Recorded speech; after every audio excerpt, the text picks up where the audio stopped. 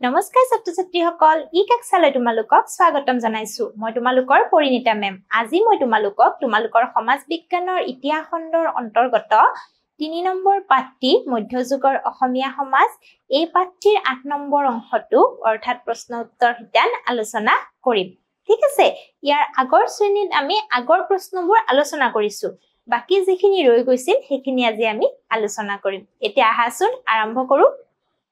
প্ৰথম প্ৰশ্নটো কি আছে সোৱা আহোমসকলৰ ভূমিনীতিৰ ওপৰত মতামত আগবঢ়োৱা অৰ্থাৎ ভূমিনীতিনো কেনেকুৱা আছিল আহোমসকলৰ এই বিষয়ে সুধিছে আহাচোন আৰম্ভ কৰো আহোমসকলৰ আমূলত ৰজা আছিল ভূ-সম্পত্তিৰ গৰাকী কৃষকে খেতিৰ মাটিৰ বাবদ ৰজা কৰ দিব লাগিছিল অৰ্থাৎ ৰজা কি আছিল ভূ-সম্পত্তিৰ গৰাকী আছিল আৰু কৃষকে কি কৰিব লাগিছিল খেতিৰ মাটিৰ বাবদ ৰজা কৰ দিব লাগিছিল প্ৰতিজন পাইকে ৰাজ্যৰ হকে কাম কৰি দিয়াৰ বাবদ দুপুৰাকৈ খাজানাহীন মাটি ভোগ কৰিছিল আৰু প্ৰতিজন পাইকে কি কৰিছিল এই যে ৰাজ্যৰ বাবে কাম কৰি দিছিল সেই কাৰণে দুপুৰাকৈ খাজানাহীন মাটি ভোগ কৰিব পাৰিছিল আহোম ৰজাসকলে ব্ৰাহ্মণ দেৱ-দেৱালয় সত্ৰ মন্দিৰ আদিত কৰমুক্ত মাটি দান কৰিছিল আৰু আহোম ৰজাসকলে কি কৰিছিল বিভিন্ন জায়গাত কৰমুক্ত মাটি দান কৰিছিল অৰ্থাৎ ব্ৰাহ্মণক দিছিল দেৱ-দেৱালয়ত দিছিল ঠিক আছে পৰৱৰ্তী সময়ত মছজিদ কবৰ আদিৰ মেৰামতি আৰু সংৰক্ষণৰ বাবেও মাটি দান কৰিছিল আৰু পৰৱৰ্তী সময়ত মছজিদ কবৰ আদিৰ বাবেও কি কৰিছিল মাটি দান দিছিল তাৰ পিছত চোৱা গতিকে দেখা যায় যে আহোম ৰাজ্যত স্বৰ্গদেউ সকলৰ তত্ত্বাৱধানতেই ভূমি সম্পৰ্কীয় কাম-কাজবোৰ পৰিচালিত হৈছিল অৰ্থাৎ স্বৰ্গদেউ সকলৰ তত্ত্বাৱধানতে কি হৈছিল ভূমি সম্পৰ্কীয় যিবোৰ কাম-কাজ সেইবোৰ পৰিচালিত কৰা হৈছিল তেখেতলোকে সুশৃংখলিতভাৱে ভূমিনীতি প্ৰস্তুত কৰিছিল আৰু ভূমিদানৰ ক্ষেত্ৰত যথেষ্ট উদাৰভাৱী মনোভাৱ পোষণ কৰিছিল আৰু তেখেতলোকে কি কৰিছিল সুশৃংখলিতভাৱে অৰ্থাৎ শৃংখলাবদ্ধভাৱে ভূমিনীতি প্ৰস্তুত কৰিছিল আৰু কি কৰিছিল যথেষ্ট উদাৰভাৱী মনোভাৱ পোষণ কৰিছিল অৰ্থাৎ ভূমিদান কৰোতে কি কৰিছিল উদাৰভাৱে কৰিছিল বুজিলা এতিয়া চোৱা পিছৰটো প্ৰশ্ন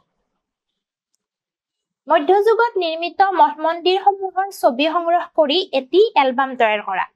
ঠিক আছে এটা চোৱাচোন প্ৰথমটো আছে কি কোচ ৰজা নৰনাৰায়ণৰ ৰাজত্বকালত নিৰ্মাণ হোৱা হয়গ্ৰীৱ মাধৱ মন্দিৰ এইটো দেখিছা এইটো হল হয়গ্ৰীৱ মাধৱ মন্দিৰ আৰু এইটো কেতিয়া নিৰ্মাণ হৈছিল কোচ ৰজা নৰনাৰায়ণৰ দিনত তাৰ পিছত কি আছে চোৱা আহোম স্বৰ্গদেউ শিৱসিংহৰ দিনত তেখেতৰ পত্নী ফুলেশ্বৰী দেৱীৰ দ্বাৰা শিৱসাগৰত নিৰ্মিত শিৱদৌল এইটো হল শিৱদৌলৰ ফটো ঠিক আছে তাৰ পিছৰটো চোৱা তাৰ পিছৰটো হল কামাখ্যা মন্দিৰ আৰু এইটো কেতিয়া নিৰ্মাণ হৈছিল কোচ ৰজা নৰনাৰায়ণৰ ৰাজত্বকালত এই এনেকে এইটো তোমালোকক যেনেকে কৰিছো এনেকে যিমানবোৰ মঠ মন্দিৰ তোমালোকে পোৱা তোমালোকে বহিত কি কৰিবা তাৰ ফটো উলিয়াবা আৰু লগতে সাইডত লিখি যাবা মই ইয়াত যেনেকে লিখিছো এনেকে কি কৰিবা ছবিবোৰ সংগ্ৰহ কৰি এটা এলবাম তৈয়াৰ কৰিবা আৰু ছবিটো কি হল যেনেকে ধৰিলো এইটো কামাখ্যা মন্দিৰ বুলি লিখিছো আৰু কেতিয়া নিৰ্মাণ কৰা হৈছিল লিখিছো এনেকে তোমালোকে বহি এইখিনি কৰিবা আৰু কৰি তোমালোকৰ শিক্ষক নাইবা অভিভাৱকক দেখুৱাবা ঠিক আছে ইয়াৰ পিছত চোৱা মধ্যযুগত ৰচিত বিভিন্ন পুথিসমূহৰ লগতে তাৰ ৰচকসকলৰ এখন তালিকা প্ৰস্তুত কৰা অৰ্থাৎ পুথিসমূহ কি আছিল আৰু ৰচকবোৰনো কোন আছিল হেয়া এখন তালিকা চোৱাচোন প্ৰথমতে চোৱা ৰামনাৰায়ণ চক্ৰৱৰ্তী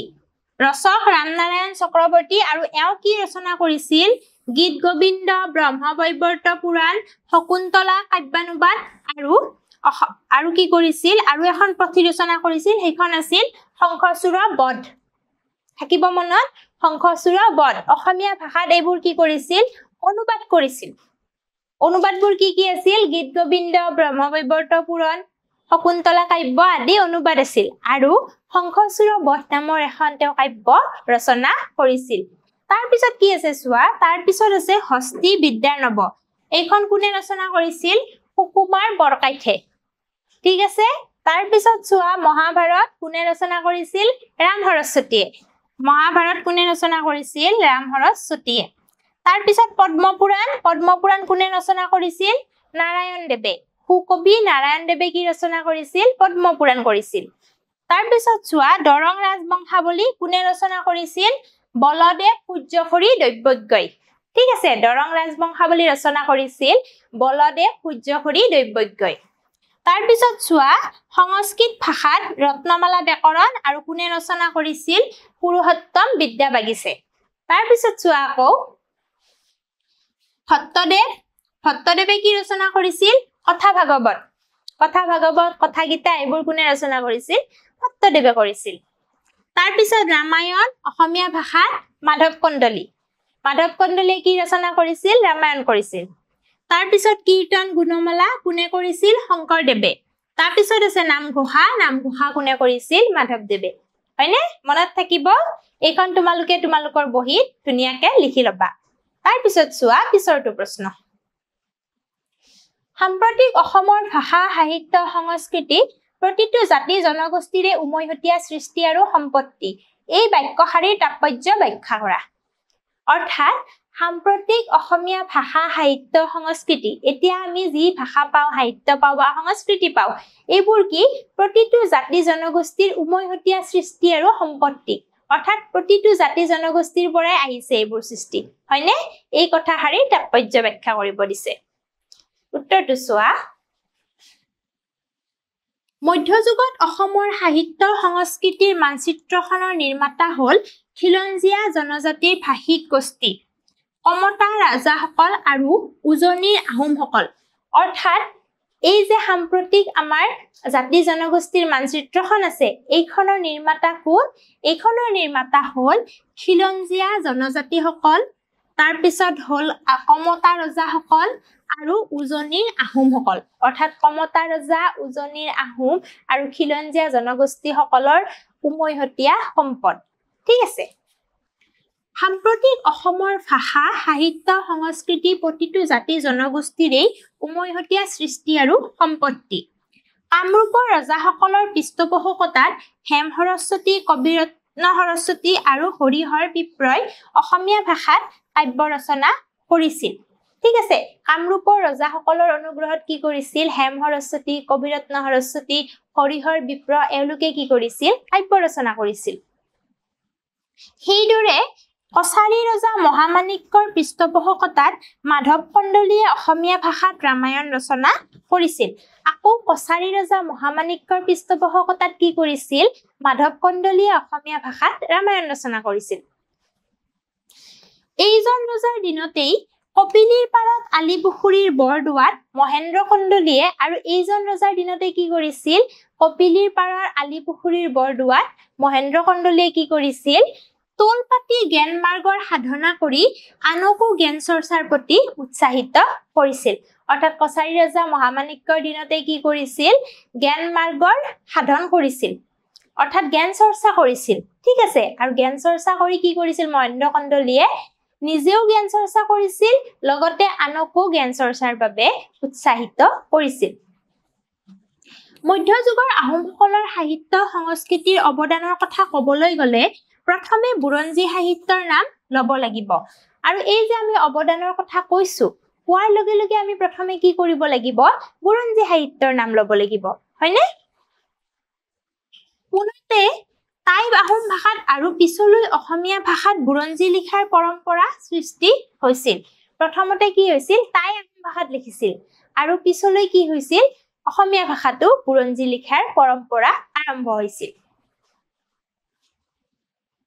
সংস্কৃত ভাষাত লিখিত মহাভাৰত ৰামায়ণ আৰু পুৰাণ আদি গ্ৰন্থসমূহ অসমীয়ালৈ অনুবাদ কৰাৰ উপৰিও অন্যান্য ভালেমান অৰ্থপূৰ্ণ পুথি সেই সময়তে ৰচনা কৰা হৈছিল আৰু মহাভাৰত ৰামায়ণ আৰু ভাগৱত আদি কি হৈছিল অসমীয়ালৈ অনুবাদ হৈছিল আৰু লগতে অন্যান্য গুৰুত্বপূৰ্ণ পুথি কিছুমানো কি হৈছিল সেই সময়ত ৰচনা কৰা হৈছিল শিৱসিংহ আৰু ৰাণী অম্বিকাৰ আজ্ঞামতে সুকুমাৰ বৰকাইথে হস্তিবিদ্যানব পুথি ৰচনা কৰিছিল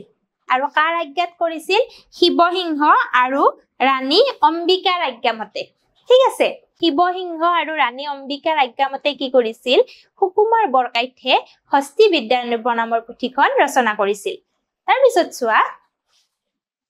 স্বৰ্গদেউ ৰুদ্ৰসিংহৰ পৃষ্ঠপোষকতাত ৰামনাৰায়ণ চক্ৰৱৰ্তীয়ে অসমীয়া ভাষালৈ গীত গোবিন্দ ব্ৰহ্মবৈবৰ্ত পুৰাণ শকুন্তলা কাব্যানুবাদ কৰাৰ উপৰিও শংখচূড় বধ কাব্য ৰচনা কৰিছিল ৰামনাৰায়ণ চক্ৰৱৰ্তীয়ে কি কৰিছিল গীত গোবিন্দ শকুন্তলা কাব্য আদি কি কৰিছিল অসমীয়ালৈ অনুবাদ কৰিছিল আৰু শংখচূড় বধ নামৰ এখন কাব্য নিজে ৰচনা কৰিছিল দৰঙী কোচৰজাসকলৰ পৃষ্ঠপোষকতাত সুকবি নাৰায়ণ দেৱে অসমীয়াত পদ্মপুৰাণ আৰু বলদেৱ সূৰ্যসুৰী দৈবজ্ঞই দৰং ৰাজবংশাৱলী ৰচনা কৰিছিল সুকবি নাৰায়ণ দেৱে কি কৰিছিল দৰঙী ৰজাৰ পৃষ্ঠপোষকতাত পদ্মপুৰাণ অসমীয়াত অনুবাদ কৰিছিল অৰ্থাৎ অসমীয়াত পদ্মপুৰাণ ৰচনা কৰিছিল আৰু বলদেৱ সূৰ্যসুৰী দৈবজ্ঞই কি কৰিছিল দৰং ৰাজবংশাৱলী ৰচনা কৰিছিল কোচসকলৰ শ্ৰেষ্ঠ ৰজা নৰনাৰায়ণৰ ৰাজত্ব কালত ৰাম সৰস্বতীয়ে মহাভাৰত পুৰুষোত্তম বিদ্যাবাগীছে সংস্কৃত ভাষাত ৰত্নমালা ব্যাকৰণ লিখে ঠিক আছে কোচসকলৰ শ্ৰেষ্ঠ ৰজা নৰনাৰায়ণৰ পৃষ্ঠপোষকতাত কি কৰে পুৰুষোত্তম বিদ্যাবাগীছে ৰত্নমালা আৰু লগতে ৰাম সৰস্বতীয়ে মহাভাৰত ৰচনা কৰিছিল ঠিক আছে অনন্ত কণ্ডলীয়ে ভাগৱত আৰু কেইবাখনো পুথি অসমীয়ালৈ অনুবাদ কৰিছিল আৰু অনন্ত কণ্ডলীয়ে কি কৰিছিল ভাগৱতৰ লগতে কেইবাখনো পুথি অসমীয়ালৈ অনুবাদ কৰিছিল তাৰ পিছত চোৱা নৰনাৰায়ণৰ পৃষ্ঠপোষকতাত মহাপুৰুষ শ্ৰীমন্ত শংকৰদেৱে অসমত ভক্তি আন্দোলনৰ পাতনি মেলি বৈষ্ণৱ ধৰ্ম প্ৰচাৰ কৰিছিল আৰু নৰনাৰায়ণৰ পৃষ্ঠপোষকতাত কি কৰিছিল মহাপুৰুষ শ্ৰীমন্ত শংকৰদেৱে অসমত ভক্তি আন্দোলনৰ পাতনি মেলি বৈষ্ণৱ ধৰ্ম প্ৰচাৰ কৰিছিল ঠিক আছে অৰ্থাৎ শংকৰদেৱে কি কৰিলে বৈষ্ণৱ ধৰ্ম প্ৰচাৰ কৰিলে আৰু ব্ৰজাৱলী আৰু অসমীয়া ভাষাত অনেক ৰচনাৱলীৰে তেওঁ অসমীয়া ভাষা সাহিত্যলৈ অনবদ্য অৱদান আগবঢ়াই থৈ গৈছে আৰু তেওঁ কি কৰিছে ব্ৰজাৱলী আৰু অন্যান্য ভাষা সংস্কৃতিৰে অৰ্থাৎ অসমীয়া ভাষাটো ৰচনা কৰিছিল আৰু ব্ৰজাৱলীটো ৰচনা কৰিছিল অসমীয়া সাহিত্যৰ ভঁৰাললৈ কি কৰিছে অসমীয়া সাহিত্যৰ ভঁৰাললৈ অনেক সম্পদ আগবঢ়াই থৈ গৈছে ঠিক আছে নৱবৈষ্ণৱ আন্দোলনৰ সমান্তৰালকৈ চলি থকা সাহিত্য আন্দোলনত ভট্টদেৱ ৰাম সৰস্বতী শ্ৰীধৰ কণ্ডলী ৰামচৰণ ঠাকুৰ অনন্ত কণ্ডলী 1600 আৰু 1700 শতিকাত ভক্তি আন্দোলনত জড়িত গুৰুসকলৰ জীৱনৰ ওপৰত কেইবাখনো গ্ৰন্থ প্ৰকাশ পাইছিল কথা গুৰুচৰিত কথা ভাগৱত আৰু কি হৈছিল সেই সময়ত গুৰুসকলৰ জীৱনীক লৈ কিছুমান গ্ৰন্থ প্ৰকাশ হৈছিল অৰ্থাৎ গুৰুৰ জীৱনী আৰু সেইবোৰক কি বুলি কোৱা হৈছিল সেইবোৰক কোৱা হৈছিল কথা গুৰুচৰিত ঠিক আছে আৰু কথা গুৰুচৰিত কথা ভাগৱত কথা গীতা আদি এই সময়ৰে সৃষ্টি আৰু এইবোৰ কি হৈছিল সেই সময়তে সৃষ্টি হৈছিল 1600 আৰু 1600 শতিকাত তাৰ পিছত চোৱা অসমত প্ৰাচীন কালৰ পৰাই ধ্ৰুপদী বা শাস্ত্ৰীয় সংগীত আৰু নৃত্যকলাৰ চৰ্চা প্ৰচলিত আছিল শ্ৰীমন্ত শংকৰদেৱে এই দিশত বাটকটীয়া আছিল আৰু অসমত কি হৈছিল শাস্ত্ৰীয় সংগীত নৃত্য আদিৰ প্ৰচলন পূৰ্বৰ পৰাই আছিল আৰু এই ক্ষেত্ৰত বাটকটীয়া কোন আছিল শ্ৰীমন্ত শংকৰদেৱ এই দিশত তেখেতে ওজাপালি নাম কীৰ্তন বৰগীতৰ চৰ্চাৰ সমান্তৰালভাৱে নৃত্য নাট ভাওনাৰ বহুল প্ৰচাৰ চলাইছিল আৰু এই ক্ষেত্ৰত তেওঁ কি কৰিছিল নাম কীৰ্তন বৰগীত অংকীয়া ভাওনা নৃত্য নাট আদি কি হৈছিল বহুল প্ৰচাৰ চলাইছিল কোনে চলাইছিল শংকৰদেৱে চলাইছিল হেহে আমি কি ক'ব পাৰো সাম্প্ৰতিক অসমৰ ভাষা সাহিত্য সংস্কৃতি জাতি জনগোষ্ঠীৰে উমৈহতীয়া সৃষ্টি আৰু সম্পত্তি বুলি ক'ব পাৰো আৰু এইবোৰ এই যে উপাদানবোৰ মধ্যযুগত যে ইমানবোৰ উপাদান আমি পালো হয় নে নাই ইমান ৰচনা হল ইমান ভাষা সাহিত্যৰ সৃষ্টি হল সংস্কৃতিৰ সৃষ্টি হল সেই কাৰণে আমি কি বুলি ক'ব পাৰো আমি উমৈহতীয়া সৃষ্টি বুলি ক'ব পাৰো অৰ্থাৎ সাম্প্ৰতিক অসমৰ ভাষা সাহিত্য সংস্কৃতি প্ৰতিটো জাতি জনগোষ্ঠীৰে কি উমৈহতীয়া সৃষ্টি অৰ্থাৎ প্ৰতিটো জাতি জনগোষ্ঠীয়ে কি কৰিছে বিভিন্ন অৱদানেৰে অসমীয়া ভাষা সাহিত্য সংস্কৃতি সমৃদ্ধ কৰিছে বুজি পাইছা নিশ্চয় আজিলৈ ইমানতে এৰিছো পৰৱৰ্তী শ্ৰেণীত পৰৱৰ্তী পাঠৰ সৈতে আকৌ লগ পাম ধন্যবাদ